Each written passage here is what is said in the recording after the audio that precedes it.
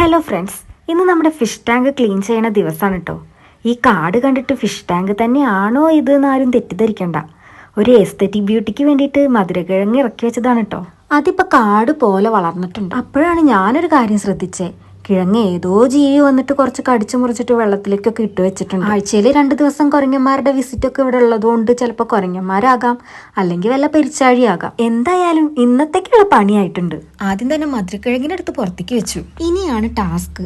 നമ്മുടെ മീൻകുട്ടന്മാരെയൊക്കെ വല വീശി പിടിക്കണം. തൽക്കാലം വീശാനുള്ള വലയും അതിനു മാത്രം മീനൊന്നും ഇല്ലാത്തതുകൊണ്ട് ഈ ഒരു കുട്ടിനെറ്റ് ഉപയോഗിച്ചാണ് മീൻ പിടുത്തം.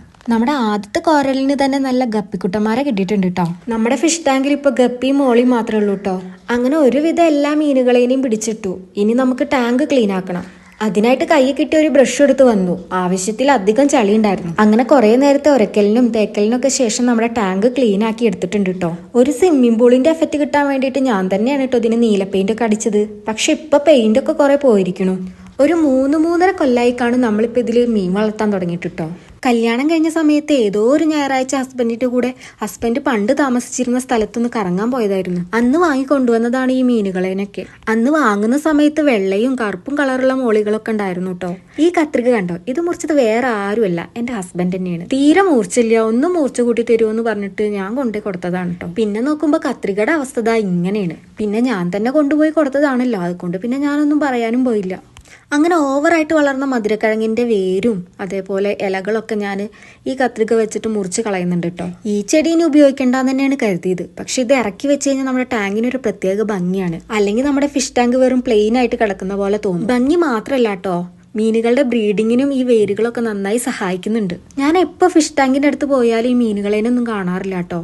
നോക്കുമ്പോൾ എന്താണ്, എല്ലാവരും ഈ വേരിന്റെ അടിയിലാണ് താമസിക്കണേ. അങ്ങനെ മധുരക്കിഴങ്ങിന് ഒരു അഡ്ജസ്റ്റ്മെന്റിലൊക്കെ വെള്ളത്തിലേക്ക് ഇറക്കി വെച്ചിട്ടുണ്ട്. ഇനിയാണ് മീനിനെ കൊടന്നിടല്. ഈ മീനിനെ അങ്ങോട്ടും ഇങ്ങോട്ടും ഒക്കെ മാറ്റിയിടുക എന്ന് പറയുന്നത് നല്ലൊരു പണിയാണ് കേട്ടോ. കാണുമ്പോൾ നമുക്ക് ഭയങ്കര എളുപ്പമായിട്ടൊക്കെ തോന്നും, പക്ഷേ കുറേ ടൈം വേണം. മീനിനെ വാങ്ങിക്കൊണ്ടുവരാൻ മാത്രം ഒരാൾക്ക് നല്ല ഉത്സാഹമാണ് കേട്ടോ ഉണ്ടായിരുന്നത്. പക്ഷേ മീനിന് ഒരു നേരത്തെ ഫുഡ് പോലും ആൾ കൊടുക്കില്ല. ഞാൻ ആരെക്കുറിച്ചാണ് പറഞ്ഞതെന്ന് നിങ്ങൾക്ക് മനസ്സിലായി കാണുമല്ലോ. ഇനി മനസ്സിലായില്ലെങ്കിൽ ഞാൻ ഈ വീഡിയോ പോസ്റ്റ് ചെയ്യുമ്പോൾ അതിൻ്റെ താഴെ അയാൾ കമൻറ്റ് ഇട്ടിട്ടുണ്ടാകും. ഇവരെ വാങ്ങുന്ന സമയത്ത് നമ്മൾ കുറച്ച് പെബിൾസ് ഒക്കെ വാങ്ങിയിട്ടുണ്ടായിരുന്നു കേട്ടോ.